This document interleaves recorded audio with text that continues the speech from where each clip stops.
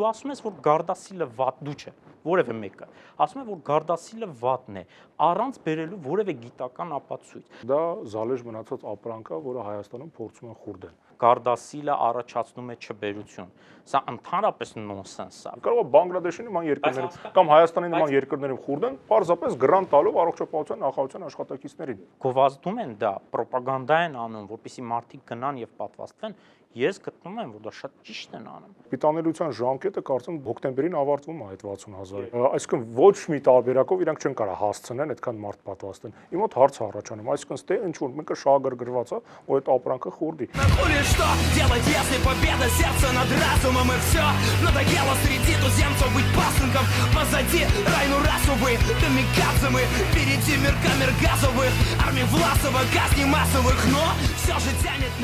Ողջունում եմ բոլոր ադեկվատներին, անցած շաբաթ 5 շաբթի օրը լույս տեսավ մեր հերթական հաղորդումներից մեկը, որը նվիրված էր Գարդասիլ անվանմամբ մի պատվաստմանը, որը արդեն 2 տարի է հանգիստ չի թողում, հանգիստ չի տալիս Հայաստանում ոլորտի մասնագետներին եւ ոչ միայն, ինչպես եւ ակնկալում ենք ԱԴԵԿ-ին աղմուկ հարուցեց այդ մեր հաղորդումը, ակնկալում ենք, որովհետեւ այդ թվում նաեւ որովհետեւ Հայաստանում բազմաթիվ քարոզիչներ Գարդասիլի քարոզի համար անմիջականորեն փող են ստանում, հենց պարգևավճարներ են ստանում։ Սակայն նաև նույնիսկ մեր ադեկվատների շարքերում բազմաթիվ մարդկանց մոտ հարցեր հարուցեց այդ հաղորդումը։ Իմ համար շատ ադեկվատ մի անձնավորություն, իմ իմացած ամենաադեկվատ անձնավորություններից մեկը Հովակիմը Զաքարյան մեծահոգաբար համաձայնվեց մեր հետ եթերում զրուցել եւ պաշտպանել Գարդասիլը որպես պատվաստանյութ։ Հովակիմը հանդիսանում է վիրուսաբան մասնագիտությամբ, մոլեկուլյար կենսաբանության ինստիտուտի գիտաշխատողը, ճիշտ եմ ներկայացնում։ Եվ այսօր մենք կփորձենք հասկանանք, արդյոք Գարդասիլ 4 պատվաստանյութը ազգային անվտանգության սպառնալիք է, թե ինչպես քարոզիչներն են դա ներկայացնում, ոնց ասցիր աշխարհի ամենաանվտանգ պատվաստանյութը։ Միանգամից ասեմ, որ քարոզիչների թվին Հովակիմը չի պատկանում, դա է նաև այն պատճառներից մեկը, որ այսօր իր հետ մենք փորձել ենք ադեկվատ զրույց վարենք։ Չէ, ինչու պատկանում եմ, ուղղակի անվճար քարոզիչ է։ Նո, դա քարոզիչ չէ, դա արդեն քո անձնական կարծիքն է։ Տես, իմ ասածը ինչ էր այդ հաղորդման ընթացքում։ Գարդասիլը զալեժ մնացած ապրանք էր Ամերիկայում, որը շրջանառությունից դուրս հանեց ամերիկական CDC-ն։ Ու Գարդասիլի արտադրողները, Merck ընկերությունը սկսեց բոլոր հնարավոր միջոցներով աշխարհով մեկ խուրդել այդ ապրանքը։ Ըստ այդմ Հայաստանին տվեցին սկզբից 34,000 դոզա, որից ընդամենը 4,000-ը կարողացավ Հայաստանը սպառել 2 տարվա ընթացքում։ Հետո չգիտես ինչու Հայաստանը եւս 32,000 գնեց, կարծեմ 31,700։ Ու հիմա պաշտոնական գրությամբ առողջապահության նախարարությունը հայտնեց, որ ելի մտածում են մի այդքան էլ գնեն, այսինքն ընդամենը օգտագործել են 4,000 պատվաստանյութ, բայց 90,000-ի արդեն զալեժ է պլանավորված։ Իմ մոտ տրամաբանական հարց առաջացավ, լավ ինչի համար։ Ես հասկացա, որ դա շահերի բախում կա։ Հետո ինֆորմացիա ստացա, որ առողջապահության նախարարության աշխատակիցները պարգևատրվում են այդ ապրանքը խուրդելու համար։ Հետո սկսեցի քրքրել ու հասկացա, որ պատվաստանյութի հետ բուն ահագին հարցեր կան։ Ընդ որում Հայաստանում իր կիրառումը եւս ահագին հարցեր հարուցեց։ Երբ որ ես տեսա, որ Գարդասիլ 4-ի ինստրուկցիայում գրած է, որ մինչև 26 տարեկանների համար է նախատեսված եւ 26-ից հետո չի ուսումնասիրվել իր ազդեցությունը, դա իմ մոտ հարցեր հարուցեց, որովհետեւ ես գիտեմ, որ առողջապահության նախարարությունը հանձնարարել է մինչև կարծեմ 42 տարեկան անձանց նաեւ պատվաստել, ընդ որում համաճարակային ոչ թե սկզբունքով ինչ որ ուրիշ բարակապակցություններ, համենայն դեպս այդ բարակապակցությունը ես տեսա։ Հիմա ես ուզում եմ հասկանամ այդ իմ պնդումը, որ դա զալեժ մնացած ապրանք է, որը Հայաստանում փորձում են խուրդել, իրականությանը համապատասխանում է թե ոչ։ Չէ, իրականությանը չի համապատասխանում առաջին հերթին, նախ բաժանենք ձեր պնդումը մի քանի մասերի, հա։ Առաջինը, որ այնպես չի, որ Միացյալ Նահանգներում եթե գնանք իդ ձեր վիդեոին, դուք ասում եք վիդեոյում, որ Միացյալ Նահանգներում դա արգելված է Գարդասիլ 4-ը, Գարդասիլ 9-ն է հիմա Այո, շրջանառությունից դուրս գալու պատճառը ոչ թե նա էր, որ Գարդասիլ 4-ը վատն է, այլ որովհետև Գարդասիլ 4-ից էլ ավելի արդյունավետ նոր Գարդասիլ 9-ն է լույս մեջտեղ եկել, շուկա ելել, տարբերությունը անվտանգության մեջ չէ։ Գարդասիլ 4 եւ Գարդասիլ 9-ը նույն անվտանգություն ունեն։ Ուղղակի Գարդասիլ 9-ը պաշտպանում է 9 տարբեր տեսակի պապիլոմավիրուսների, իսկ Գարդասիլ 4-ը ընդամենը 4։ Եթե նույնիսկ Միացյալ Նահանգները մոռանանք, այսօր Միացյալ Նահանգներից բացի 120 այլ երկրներում Գարդասիլ 4-ը օգտագործվում է։ Բայց խնդիրը միայն այդ 4-ի ու 9-ի տարբերությունը չէ։ Գարդասիլ 9-ը շատ ավելի լավ հետազոտված է, թեպետ ընդդեմ ահագին հարցեր կա։ 26 տարեկաններից հետո ուսումնասիրել են ազդեցությունը Գարդասիլ 9-ի։ Չէ, տեսեք Արտուր, Գարդասիլ 9-ը ավելի լավ ուսումնասիրված չէ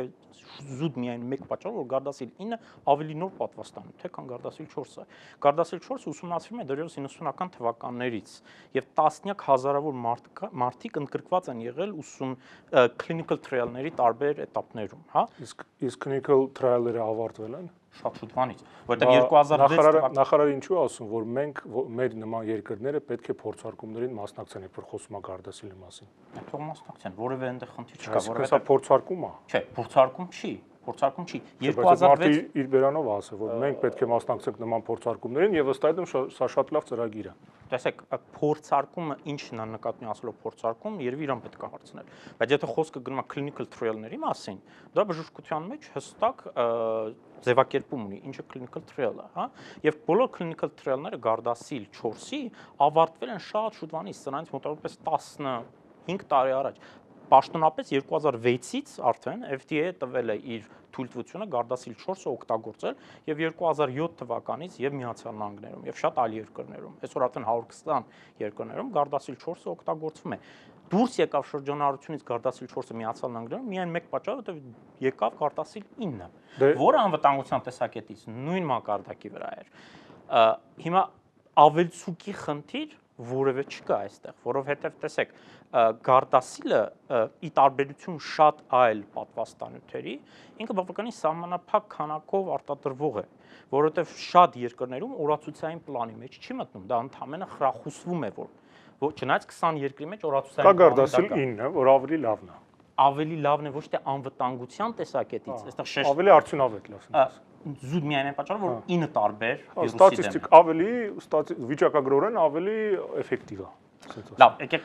եթե կա Գարդասիլ 9-ը, ինչ ենք մենք Գարդասիլ 4 կիրառում։ Ինչ են մեզ տալիս Գարդասիլ 4-ը։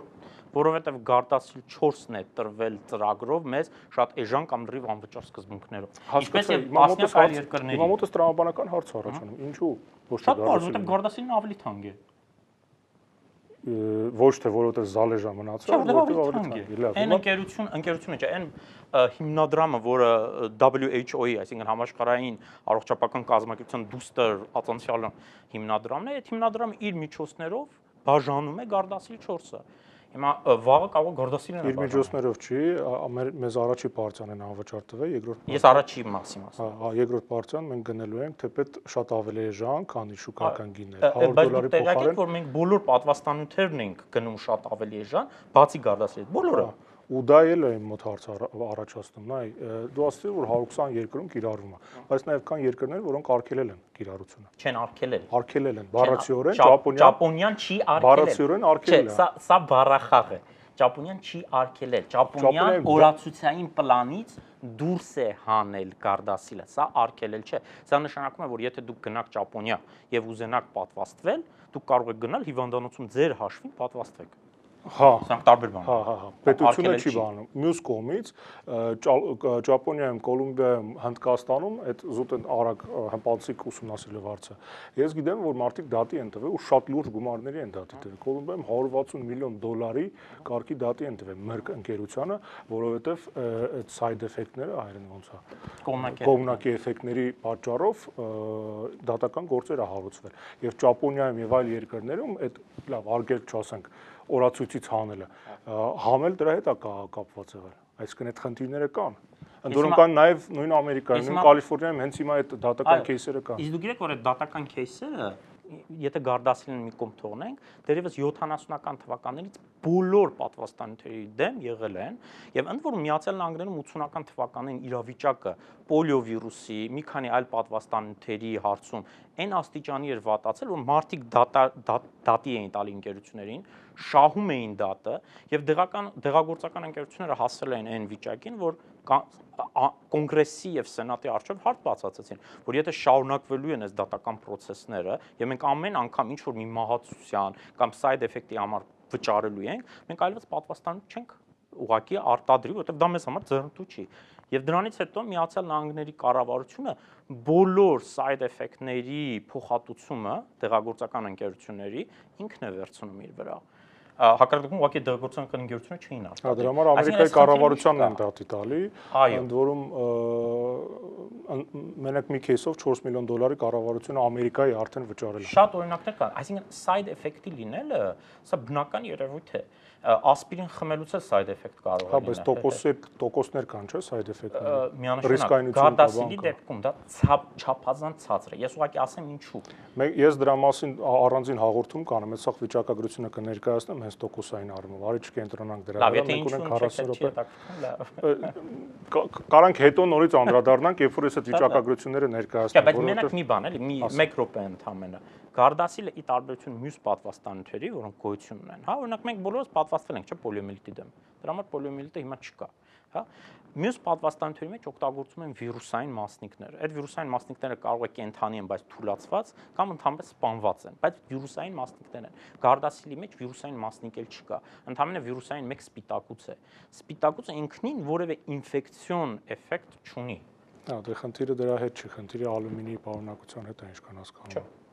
Ալյումինը չի։ Դատական кейսերը ես ինչքան ուսումնասիրել եմ, դրա հետ է կապված։ 26 տարեկանից բարձր պատվաստելու պատճառը ո՞րն է, եթե ինստրուկցիայով չի ուսումնասիրվել Գարդասիլ 4-ի ազդեցությունը 26 տարեկան տղամարդկանց, 26-ից բարձր տղամարդկանց վրա ազդեցությունը։ Մեր, չէ, մեր մասն է խոսքը։ Ենթադրում եմ պատճառը միայն մեր այդ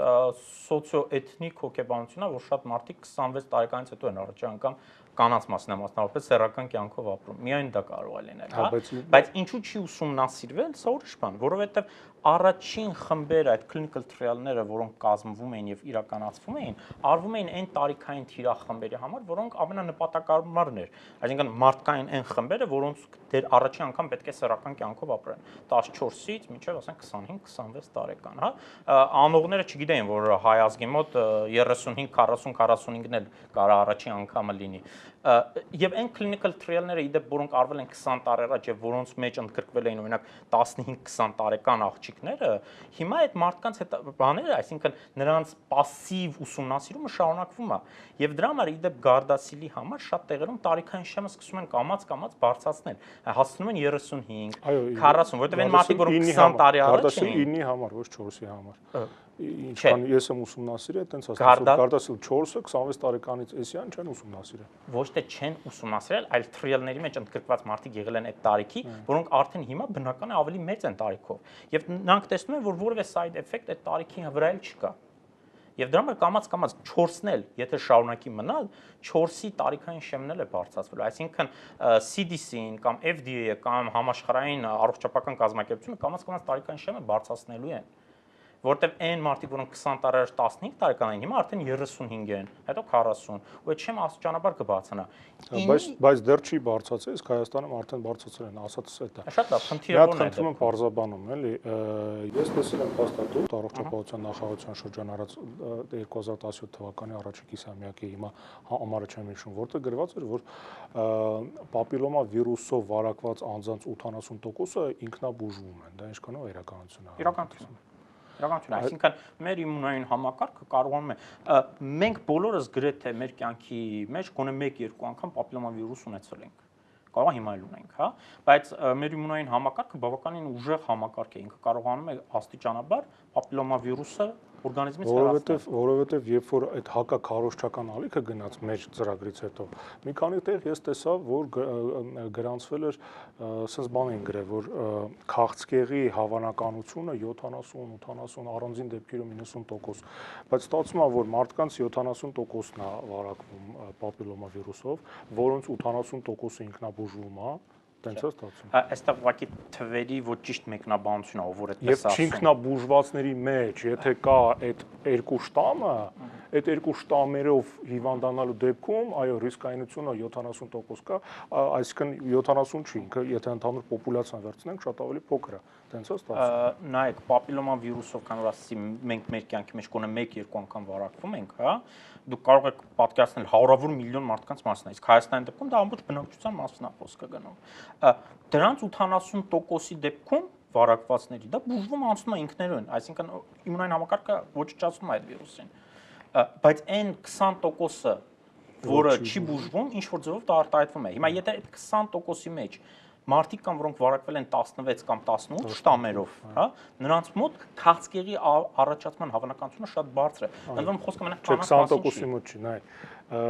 16-ն ու 18-ը ստատիստիկայով 70%-ի մոտ է, չէ՞, վարակվածների։ Իսկ 20%-ի 70%-ի մոտ է։ Այդ դեպքում ավելի բարձր է ուրեմն, շատ լավ։ Տես 20%, այսինքն մենք մնաց ինչքան 17-16%-ի կարգի։ 16%-ի մոտ ընդհանրապես ռիսկն է բարձր վարակվելու, բայց եթե հաշվի առնենք side effect-ների տոկոսը,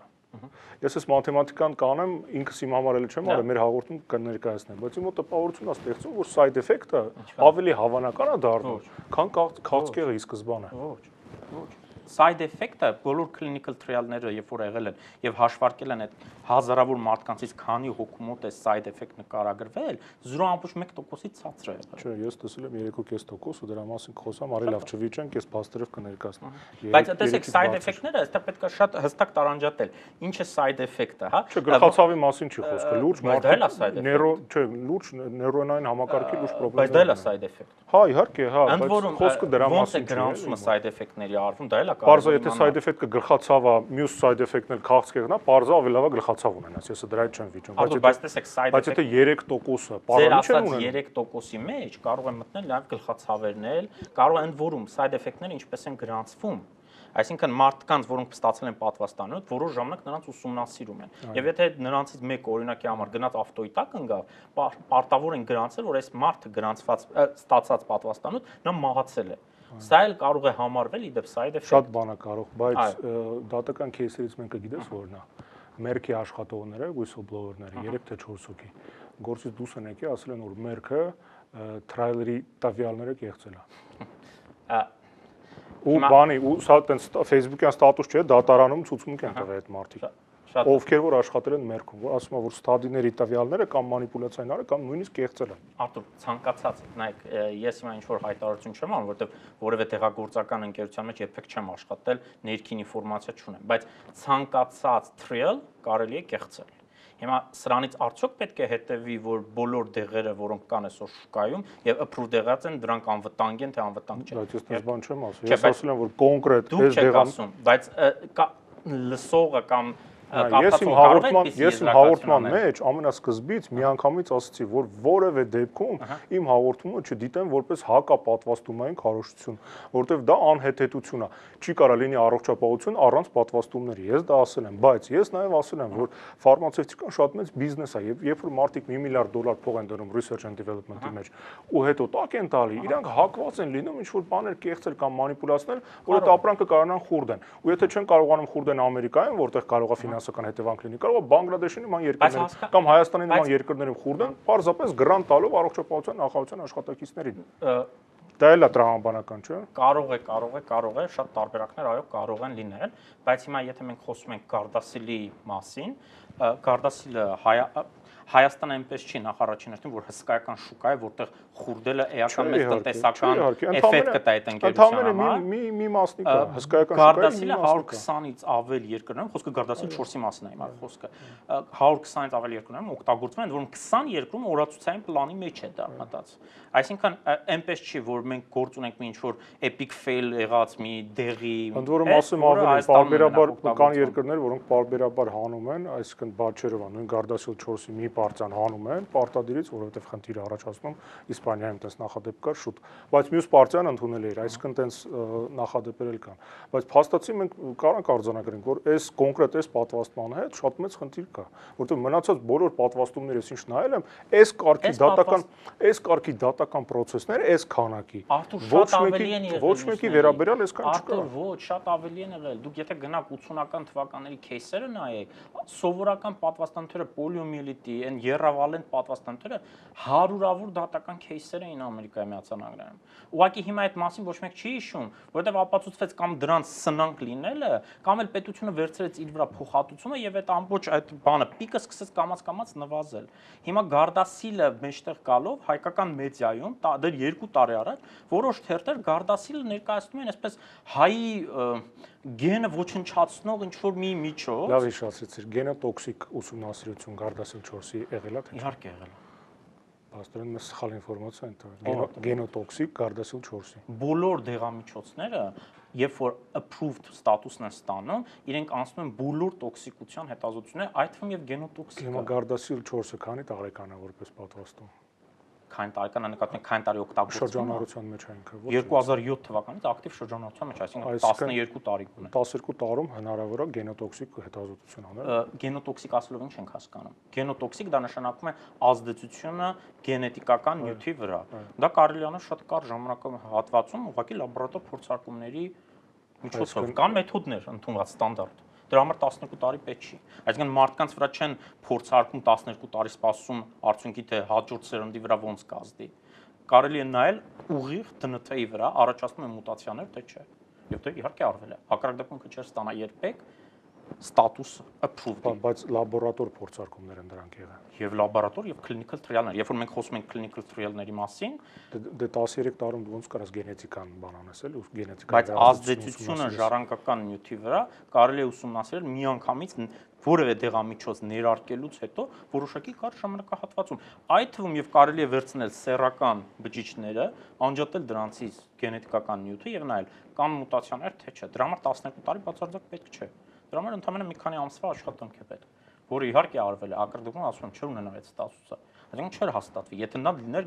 թունավոր գենոտոքսիկ կամ որևէ այլ տոքսիկ հատկանիշներ ուներ։ Եվ գալով այն մեկ այլ պնդման, որ Գարդասիլը առաջացնում է չբերություն, սա ընդհանրապես նոնսենս է, որովհետև հակառակ երևույթը գոյություն ունի, երբ որ պապիլոմավիրուսը, մասնավորապես 16-ը եւ 18-ը, որը քաղցկեղ է առաջացնում, հենց նրանք են ազդում եւ բերում են չբերության եւ կանանց մոտ եւ նաեւ տղամարդկանց մոտ, հա, այսինքն ուղղակի սեռական գեղձերը սկսում են նորմալ չաշխատել քաղցկեղի պատճառով։ Եվ մեկ աշխատանք, չէ, բայց տես էլի նույն մանիպուլյացիան է տեղի ունենում, ընդ որում ես վստահ եմ միտումնավոր չես անում։ 80%-ը մարդկանց վարակվում է պապիլոմայով։ Իրանց 80%-ը ինքնաբուժվում է։ Այն մնացած 20%-ի մեջ, եթե երկու շտամերն են, ապա 70%-ի հավանականություն կա քաղցկեղի։ Այսինքն հասկանում ես, բանա, դրա հավանականությունը բավական մեծ է։ Դե չի ասի, որ բավական, այս համենայն դեպս, երբ որ ասում են 70% հավանականություն կա, ընդ պետք է ահագին սկիզբկաներ անես, որ եթե չի ինքնաբուժվի, եթե այդ շտամն է, այսինքն բազմաթիվ եթեների դեպքում հավանականությունը 70%։ Մենք խոսում ենք հազարավոր մարդկանց մասին։ Միայն Հայաստանում։ Բայց եթե տոկոսային հարաբերությունով ես խոսում, կապ չունի հազարավորը թե միլիոնավոր։ Շատ լավ, եթե նույնիսկ վերջում այդ հազարավորից դառնում է 300 հոգին, այսինքն 300 հոգու կյանքը այդպես չարժի, որպես իհարկե արժի, բայց հարցը նրանում է, որ դրա այն մյուս ասում եմ կոպիկի մյուս մասն է կարող, չէ՞։ 1%, այ նույնիսկ ասած այդ 3%-ը, եթե վերցնենք, որ դա է ճիշտը, չնայած ես գիտեմ, որ 0.1 է, հա, ենթադրենք ես եմ սխալը։ Նույնիսկ 3%-ի դեպքում, որը անհնար է այդպես բարձր թիվ, նույնիսկ այդ պարագայում side effect-ը շատ քիչ է։ Շատ քիչ է։ Չկա որևէ պատվաստանյութ այսօր, որը 1% եւ ավել side effect ունենա։ Եվ նույնիսկ դեղերի մասն է խոսքը գնում, ոչ միայն պատվաստանյութ։ Տարօրինակ է, ես կոնկրետ հետազոտություններ եմ տեսել, մենք պարտադիր դրա մասին մի հատ հաղորդում կունենանք։ Ես ուրախ կլինեմ, եթե share անես, ես կարտամ։ Հա, նույնիսկ կարող է տենց խնդրեմ մեկնաբանես։ Քո համար ամեն դեպքում կասկածելի չի, որ թեպետ Հայաստանում քրեորեն արգելված է դեղամիջոցների գովազդը։ Բազմաթիվ անձինք եւ ոչ միայն անձինք կառույցներ ամեն կերպ գովազդում են ինչ որ կոնկրետ դեղամիջոց, որովհետեւ այն տեսաեզիզը, որ ես տեսել եմ շանթ հեռուստատեսությամբ, որ գնացել էր, դա կոնկրետ քարոզչություն էր, կոնկրետ գովազդ էր Գարդասիլ 4-ի, ասենք թե ինքը վատ բան չի, բայց քրեորեն պատժելի է դա։ Հիմա ես դեղամիջոց գովազդելը։ Այո։ Բա ոնց են դեղամիջոցները գովազդում հեռուստաընկերությամբ, տակն է գրում են առողջապահության թույլատրված է առողջապահության նախարարության կողմից եւ թույլատրման բանն են տալիս կոդը։ Դե եթե թույլատվություն կա, ենթադրում եմ։ Բա եթե Գարդասիլ 4 օգտագործվում է Հայաստանում, ուրեմն թույլատրված է, չէ՞։ Թույլատրված է գովազդել։ Այդ թվում է ընդհանրում գովազդել։ Տեխնիկական բայց նույնիսկ եթե օֆիցիալ թույլատվությունը չունեն, հա, գովազդի, ինչ որ տեխնիկական խնդիր է։ Գովազդում են դա, ռոպագանդա են անում, որպեսզի մարդիկ գնան եւ պատվաստվեն, ես գտնում եմ, որ դա շատ ճիշտ են անում, որովհետեւ մենք խնդիր ունենք մարդկանց կյանքերի հետ։ Մարդիկ չեն գնում պատվաստում միայն այն պատճառով, որ սրանից 2 տարի առաջ որոշ լրատվամիջոցներ բարձրացեցրին այնպիսի աղմուկ այդ Գարդասիլի շուրջ, որ իրականության հետ ոչ մի առնչություն չուներ։ Հա, ես հիմա եթե ուզես ես նույնիսկ թերթերի անունները կարող եմ ասել, հա։ Երբ որ ազգային ժողովում հանձնաժողովի առողջապահության նախարարության հանձնաժողովի լսում էր կազմակերպվել, ես էլ էի մասնակցում դրան, հա։ Այսօրվա առողջապահության նախարարներ կար, դրան ժամանակ ինքը նախարար չէր, Նիկոլ Փաշինյանն էլ կար, հա, ակտիվ հարցեր էր տալիս, հա։ Ես այնտեղ այդ հարցը շատ հստակ բացատրեցի։ Պետությունը ազգային ծրագիր է իրականացնում եւ պետության այն ժամանակվա իշխող կուսակցության падգամավորներից մեկի թերթը ուղիղ ամեն օր այդ պատվաստանյութի դեմ ռոպագանդա է անում, որ սա դրսից բերված հայ ազգը ոչնչացնելու նպատակ ունեցող պատվաստանյութ է։ Սա խնդիր չի առաջացնում մեր ազգային անվտանգության տեսակետից։ Կարա։ Բայց իմ մոտ էլ հարց առաջանում, ինչու հենց այդ մի հատն է հակակառուցության բան դառնում, թիրախ դառնում։ Ինչու Գարդասիլ 4-ը։ Գարդասիլը չլներ ուրիշ լիներ, ես վստահ եմ ուրիշն էին անում։ Բայց ուրիշները կան, չէ՞։ Կան բազմաթիվ պատվաստանյութեր։ Բազմաթիվ պատվաստանյութեր մենք անում ենք դեռ մի 20, 30, 40 տարի, սովետից ժառանգած եւ ամբողջ աշխարհում տենդենս ունեցող, իսկ սա համեմատաբար նորույթ է։ Համեմատաբար ասելու նկատի ունենք մի 10 տարվա, 15 տարվա։ Է շատ լավ, ինչ ենք ակնկալում, սպասենք, որ մի 30 տարի էլ անցնի,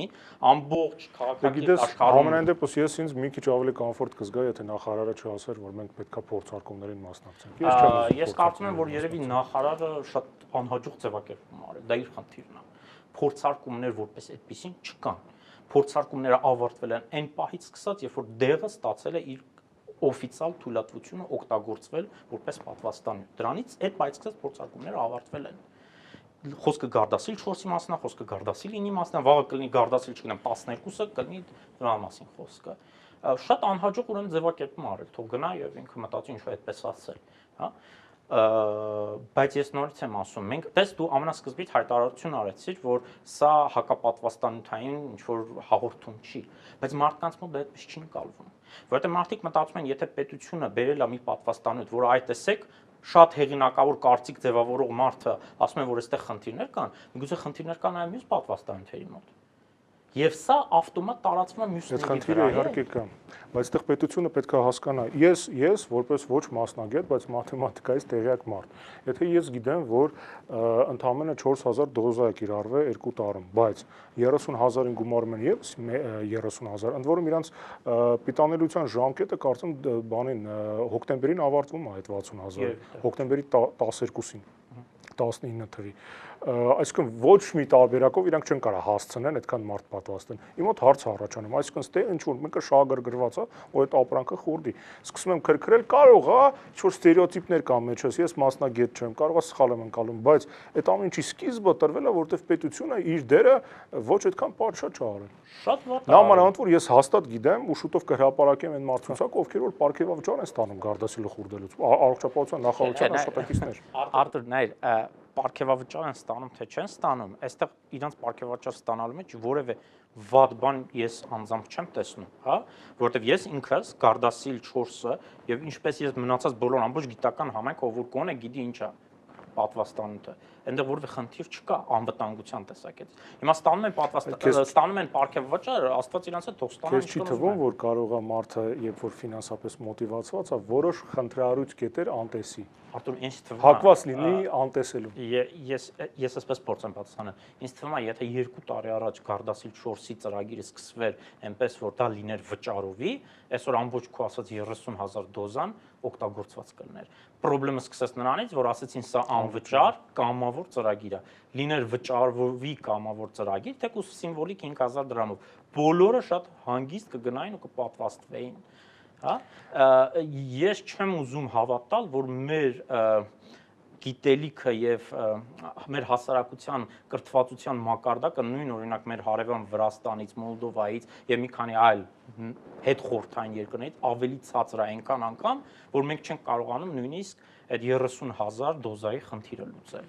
Ինչ որտեղ քո հետ համաձայն եմ, այո, Վրաստանում կարծեմ նույնիսկ 60000-ի կարգի են պատվաստել, բայց մյուս կողմից էլ ես ինչ որտեղ գոհ եմ, որ կան ալտերնատիվ կարծիք ունեցող մարդիկ ու իրենք կարողանում են ինչ-որ ձև դեմն առնեն։ Չէ, Արտուր, այստեղ ալտերնատիվ։ Չէ, ես լուրջ եմ ասում, գոհ եմ։ Չէ, նայր, Արտուր, որտեղ եթե մի կողմից միլիոնավոր դոլարներ են տրվում, ես կուզենայի, որ ընդդիմություն լինի, ես արանքում հասկանամ։ Տես օրինակ, ես արեցի ծրագիր, հիմա քո հետ հարցազրույց արեցինք, ահագին մտավախություններ փառատվեցին, բայց ես եւս մի ծրագիր եմ անել, որտեղ այդ ստատիստիկ կոնկրետ մենակ թվերի մասին եմ խոսալու։ Ընդ որում ես ուզում եի դեմից խոսալ դրա մասին, առսկզբի ծրագրում, բայց քանի որ մեր ծրագիրը եթե 20 րոպեից ավել է, շատ ավելի քիչ մարդ է նայում, ստիպված եղա 20 րոպեանոց անել։ Հիմա ես մի 40 րոպեանոց նորմալ ծրագիր կանեմ, որտեղ կներկայացնեմ այն բոլոր թվերը, որոնց մասին ես խոսում եի, մաթեմատիկական հաշվարկները եւ այդ кейսերը, որոնք որ հիմա դատարաններում են, հա, կան դեպքեր, երբ որ մարդը գնում ինադու, ասենք, սաղոման գնում է դատի է տալիս։ Այդտենց դեպքեր կան, բայց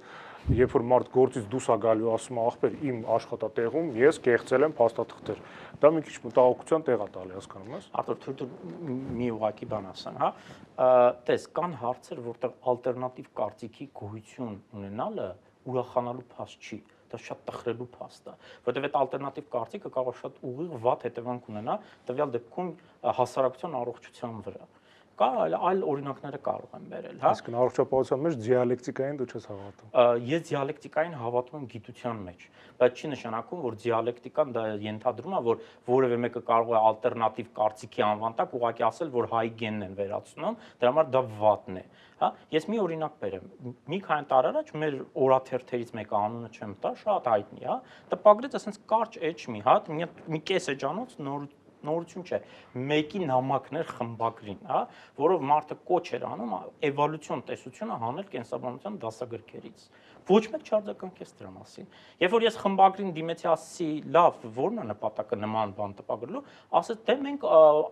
ազատության, խոսքի ազատության կողմնակիցն ենք։ Ասի, շատ լավ, վաղն էլ մեկը կդիմի, կասի,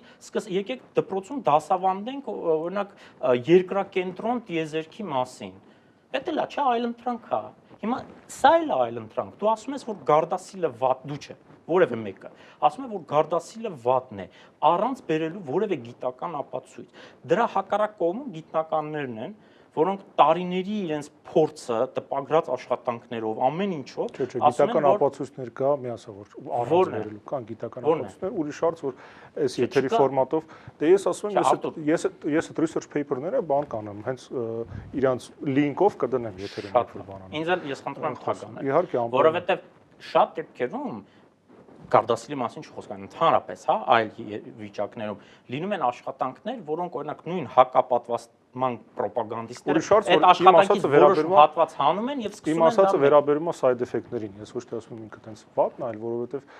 ես ասում եմ, որ side effect-ների տոկոսները, որ ես տեսել եմ, իրանք չափազանց բարձր են։ Զուտ մաթեմատիկորեն տենց գցել բռնելով հասկացա, որ կարող է այդքան էլ իմաստ չունի պատվաստել, եթե side effect-ի տոկոսը ավելի բարձր է, քան քաղցկեղի հնարավոր տոկոսը։ Խոսքը դրա մասին է, բայց էլ եմ ասում, դրան մենք առանցին կադրադառնանք։ Ես ամեն դեպքում շատ շնորհակալ եմ։ Այս թեման ես հույսով եմ կկարողանանք փակենք,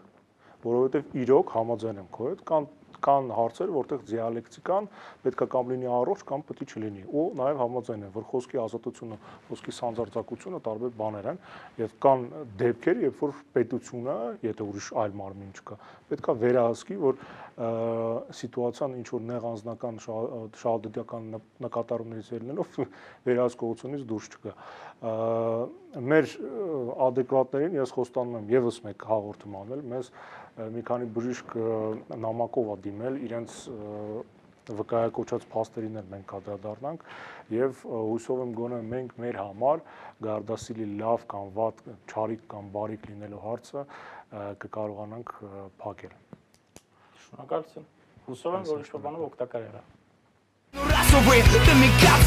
Впереди мир камер газовых, армий Власова, казни массовых, но все же тянет назад.